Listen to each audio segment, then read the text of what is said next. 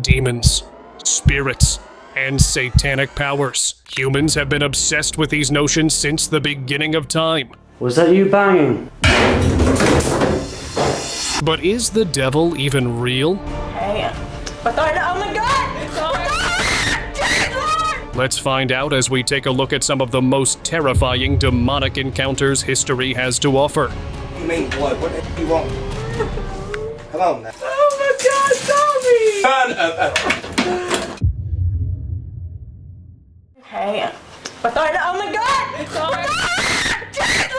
Four girls sit around a Ouija board, ready to close their session after receiving a chilling answer. As they begin moving the planchette in a circle to clear the board, something unexpected happens. The spirit they've summoned isn't ready to leave. Before they can finish, the spirit forcefully leaps into one of the girls, taking control of her body. It only lasts a moment, but when the possession ends, the girl is left shaken. The others rush to her, cradling her as she trembles and cries. They ask if she needs water, but at that moment, a glass of water seems like a poor remedy for what they've just witnessed.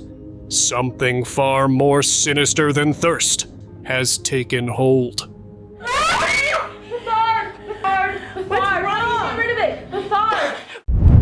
The Ammons haunting case. In 2012, LaToya Ammons and her kids moved into a quiet home in Gary, Indiana. But what followed was pure horror.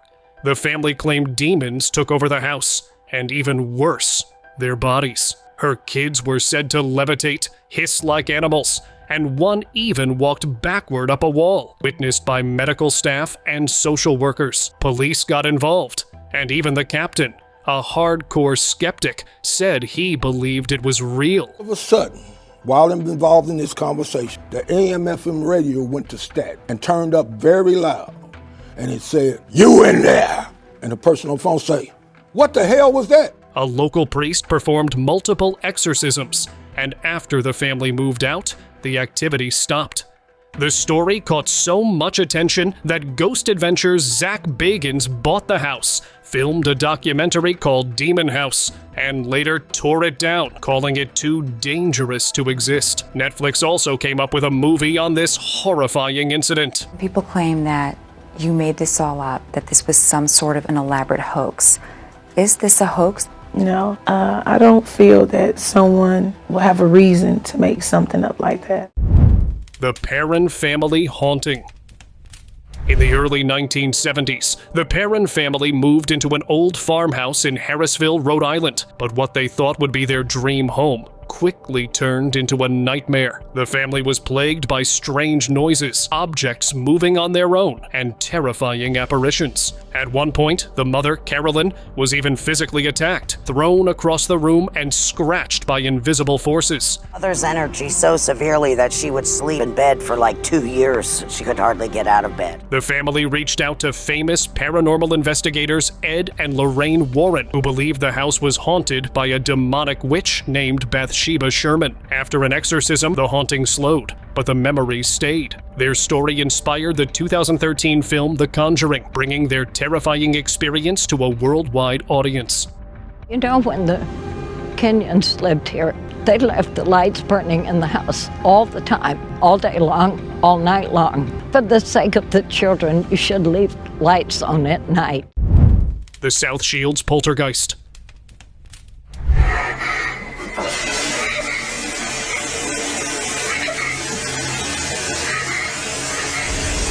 In 2006, the Pritchard family in South Shields, UK, experienced terrifying poltergeist activity. It started with loud noises and quickly escalated to furniture being moved and objects flying around the house. The most chilling part was when messages appeared on the walls, written by an unseen force. The case attracted the attention of paranormal investigators, who documented the strange events with photos and video recordings. While some believe the hauntings were caused by a supernatural force, others suggest psychological factors might have played a role. The South Shields poltergeist remains one of the most talked about paranormal events in the UK.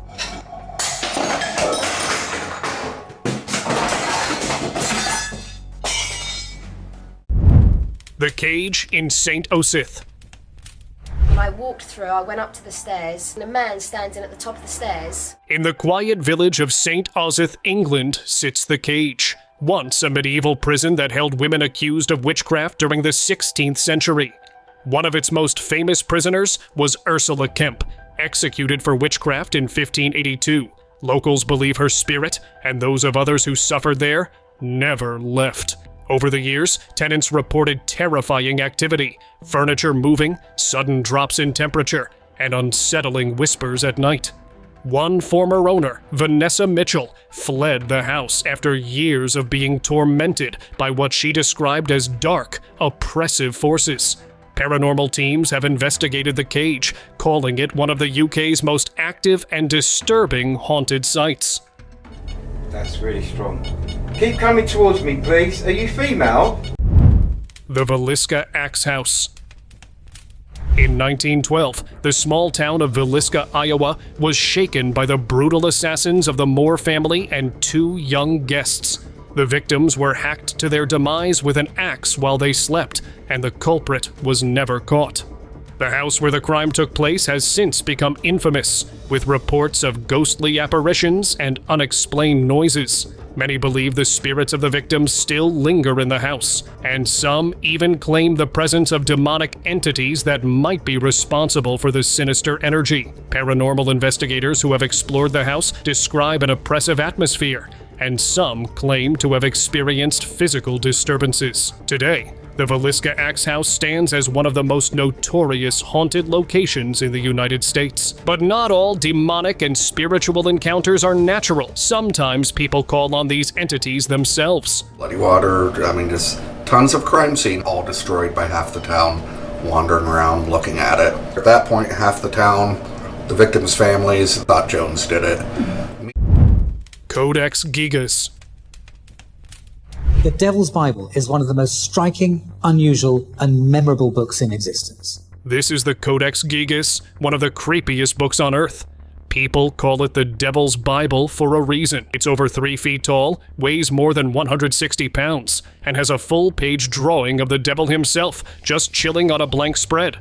Legend says a monk wrote the whole thing in one night by making a deal with the devil to avoid being sealed alive in a wall. Inside, it's got the Bible, medical stuff, magic spells, and even exorcisms. Strangest part, experts say one person wrote it all, with the same handwriting and ink. No mistakes, no aging. It's currently kept in Sweden's National Library, heavily guarded and rarely shown. But what's so extraordinary is the handwriting doesn't change. If you or I tried to sit down and write out all of the Bible, and we started when we were in our 20s and we finished when we were in our 50s, our handwriting would change. Why does the handwriting not change? The Demon of Brownsville Road. Now their story is receiving national attention. Everybody's talking about it, and it might just make you a believer. Tonight, Ray Petlin takes you inside the house once reportedly possessed by a demon. This house isn't about a ghost. It's about something way darker. In the late 1980s, Bob Cranmer and his family moved into a historic home on Brownsville Road in Pittsburgh, not knowing they were stepping into a nightmare. What started as odd smells and flickering lights quickly turned into violent attacks, twisted crucifixes, and dark shapes lurking in the mirrors. Bob's son and wife were especially targeted, often waking up scratched and terrified. Blood-like goo even dripped from the walls. After years of torment, the Catholic Church got involved. It took multiple blessings, prayers, and a full exorcism to drive whatever was there out, for good. As of now, the demonic house on Brownsville Road has been turned into a bed and breakfast. Long after we moved in, we came to the conclusion that it was haunted. This is one of the manifestations that it would take on. The Borley Rectory. Borley Rectory, in the tiny East Anglian hamlet whose name it bears, was once known as the most haunted house in England. Many people, 5 successive rectors, their wives and families, neighbours and visitors, all apparently saw things there. Built in 1862, the Borley Rectory in Essex gained a chilling reputation in the early 1900s. Locals and residents reported eerie apparitions, including a ghostly nun wandering the grounds. strange whispers in empty hallways, and objects that moved on their own. One of the most famous investigators, Harry Price, spent years studying the house, documenting everything from phantom footsteps to messages appearing on walls. The haunting activity seemed to center around tales of a forbidden love between a monk and a nun, ending in tragedy. After a mysterious fire in 1939, the rectory was left in ruins, but the legend lives on as one of England's most terrifying paranormal hotspots. Father Carlos Martins. And it pressed me into the mattress, such I could feel, I remember it was on my right side, and I could feel it pressing down on my left. Father Carlos Martins, a Catholic priest and exorcist, has shared chilling accounts of his personal experiences with spirits and demons. Over the years, he's faced demonic attacks during exorcisms and describes feeling the presence of evil and witnessing violent supernatural phenomena. In his ministry, he helped individuals facing demonic oppression and possession, often encountering unnatural strength, foreign languages, and violent behavior. Father Martins emphasized the importance of faith and spiritual practices in overcoming evil, offering hope to those struggling with spiritual warfare. This is not a person, this is not an intruder, this is a demonic attack. And you know, how did I respond to it? Werewolf case. And ripped them out with his hands and tore the wire with his teeth. In the 1980s, Bill Ramsey, a man from London, claimed to have been transformed into a werewolf after a series of terrifying encounters with demonic possession. He reported experiencing violent rages, unnatural strength, and even physical changes that seemed straight out of a horror movie. Ramsey's ordeal began in childhood, with violent episodes and an uncontrollable rage. As an adult, he sought help, and exorcisms were performed on him, eventually leading to his claim of a werewolf-like transformation. His case drew attention from paranormal investigators, and the events were heavily linked to demonic possession rather than traditional lycanthropy.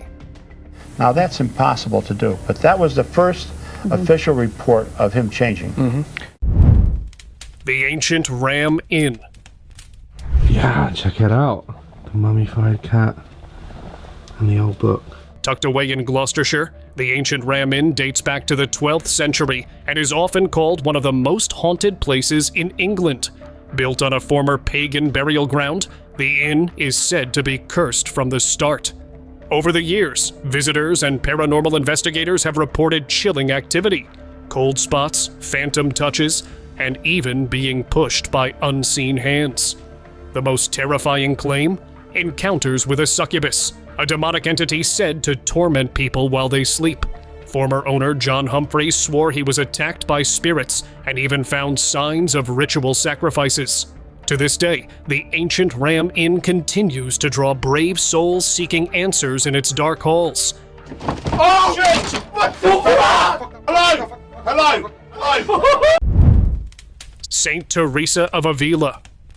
In the 16th century, Saint Teresa of Avila, a Spanish mystic and nun, claimed to have had visions of God, but also faced attacks from demonic forces. During her intense spiritual experiences, she described feeling assaulted by evil spirits trying to disrupt her prayers and visions. Despite these demonic encounters, Teresa believed these struggles were tests of faith, and her strong connection with God helped her endure. Her mystical writings, like Interior Castle, detail the spiritual warfare she faced and are still influential in Christian mysticism today. The people who teach and talk about her legacy and stuff, they don't talk, there is a contrast. You don't just get to hang out with angels. Almost the initiation of hanging out with an angel is being choked out by a devil, which happened to her, and she wrote about it extensively.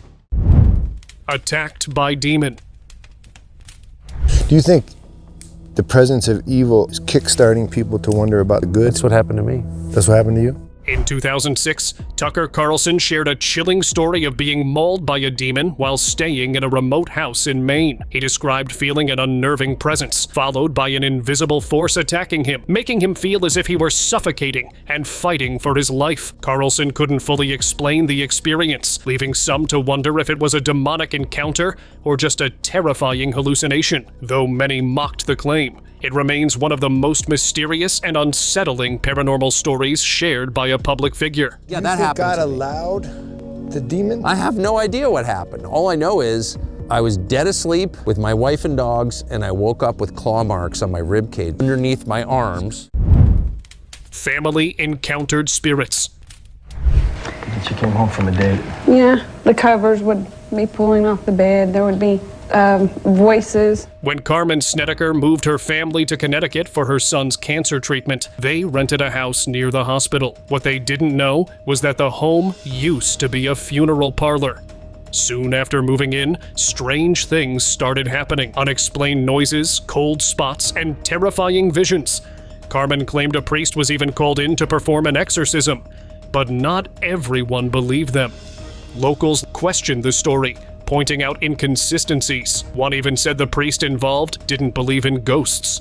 Some thought the family was just behind on rent. Still, Carmen never backed down, and her story later inspired a popular horror movie.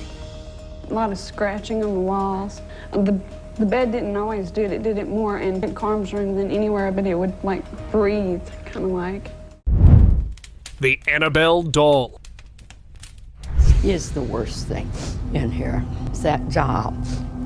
In the 1970s, a nursing student received a Raggedy Ann doll as a gift. Soon after, she and her roommate noticed the doll would shift positions and even move rooms on its own. Disturbed, they contacted a medium who claimed the spirit of a little girl named Annabelle was attached to the doll. But when things turned violent, scratches, messages, and intense fear, they reached out to paranormal investigators Ed and Lorraine Warren. The Warrens declared it wasn't a child's spirit at all, but a demonic entity using the doll as a conduit.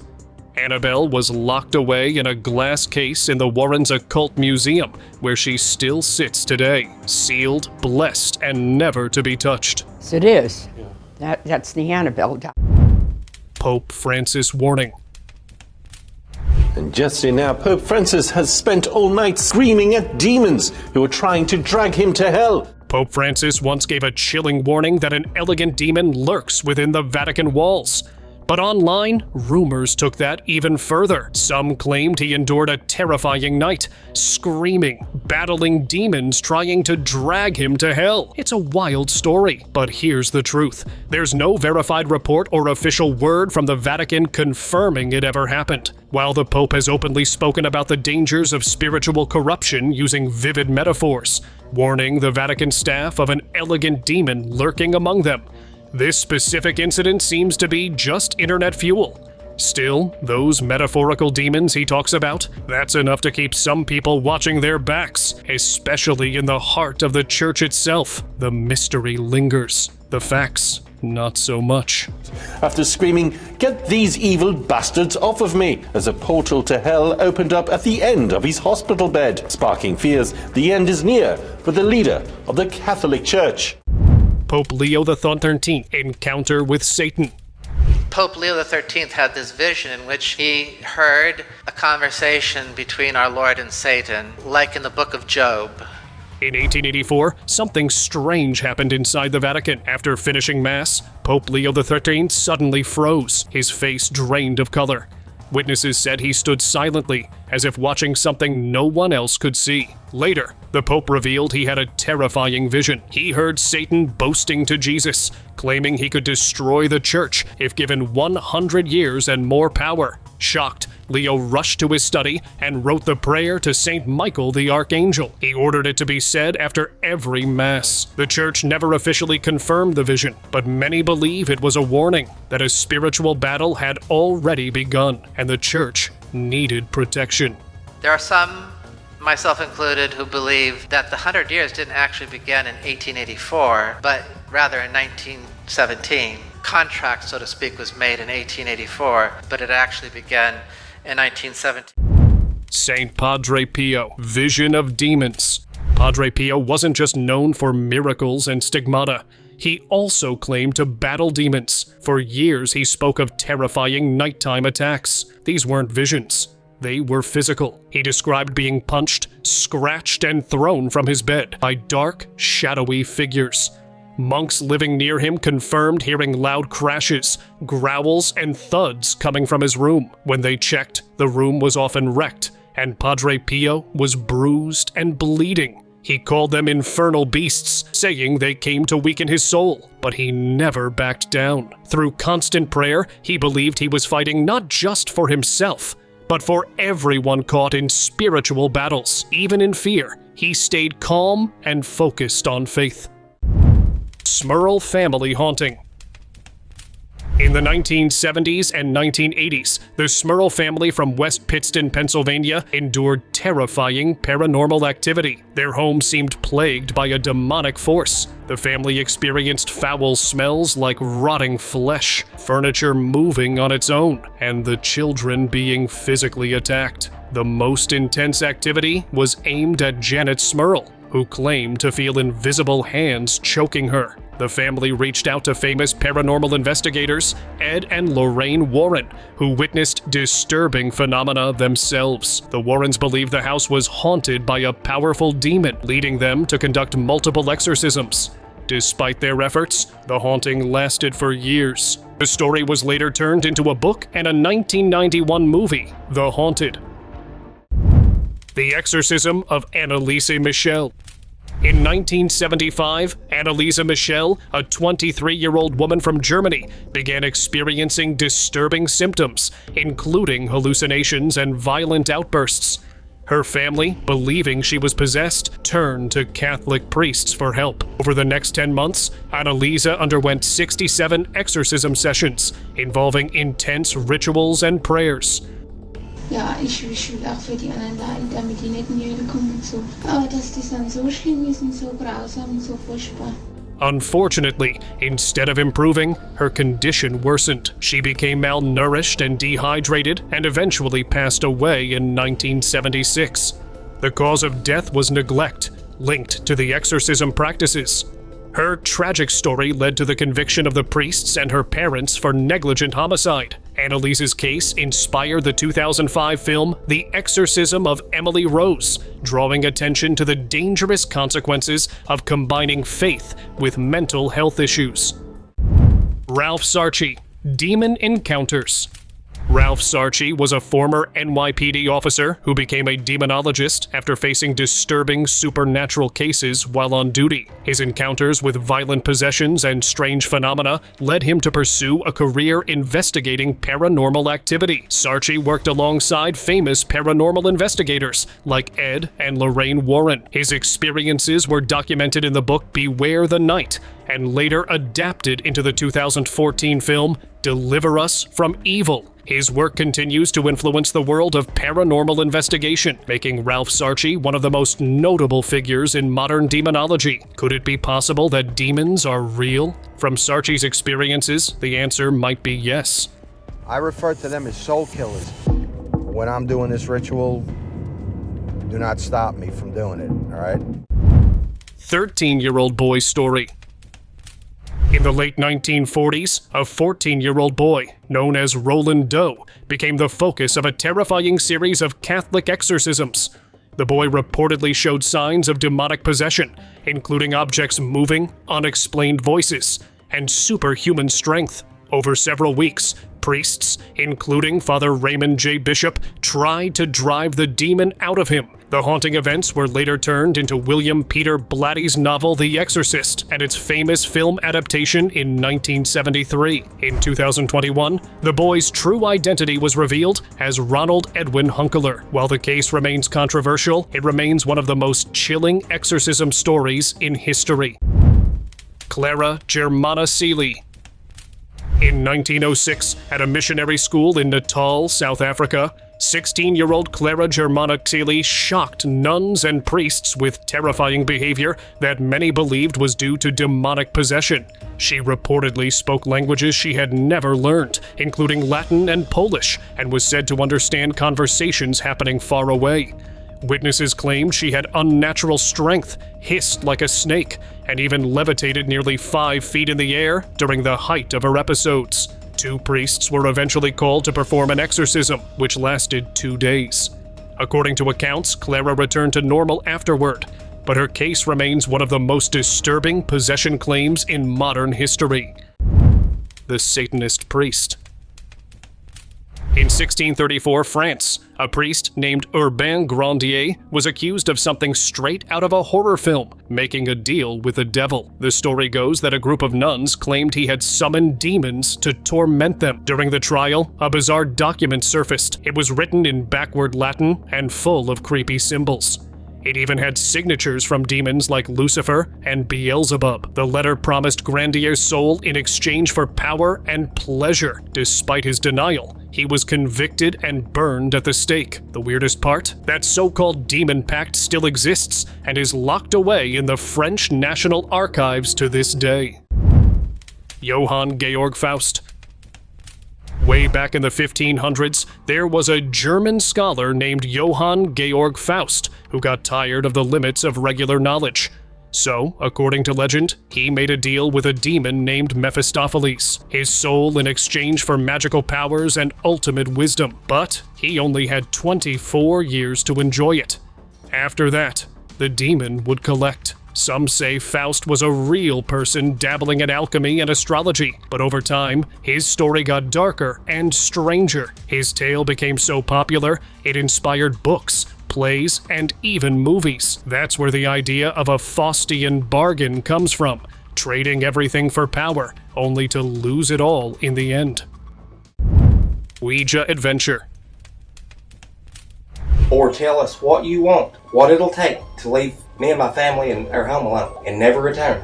We're tired of this. 2 guys, a YouTuber named Jerry Wells and his housemate, sat across from each other, nervously using a Ouija board. They've been dealing with strange disturbances in the house and hope this will give them answers. As the session begins, the board visibly trembles, even though both their hands are still. Jerry asks what the entity wants. The planchette spells out one word: blood. And that's when it happens. The board suddenly jolts and jumps into the air. You can see under the table the entire time.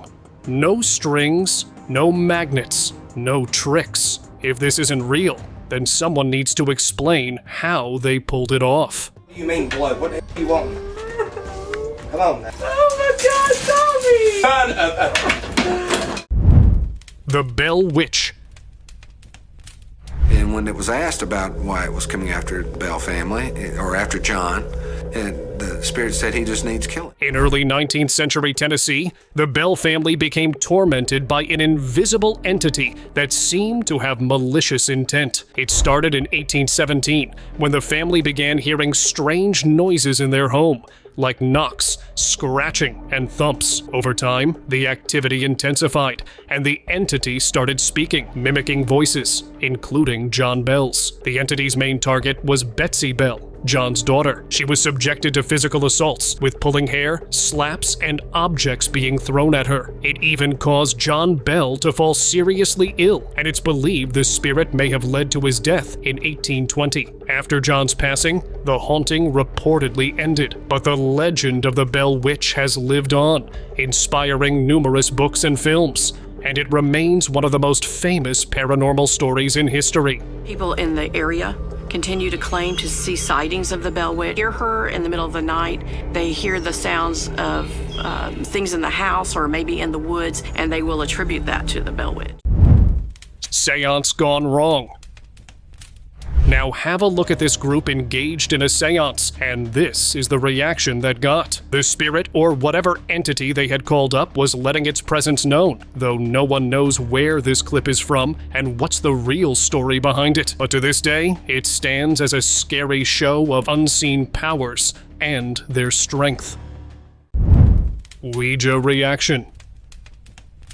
I'm talking to the entity now that is here in my house. Can you give me a sign A guy tries talking to a spirit in his house using a Ouija board. He asks for a sign, and right then, a noise comes from the bathroom. He checks if it was the spirit, and when it bangs again, he thanks it and asks if it can speak. Was that you banging?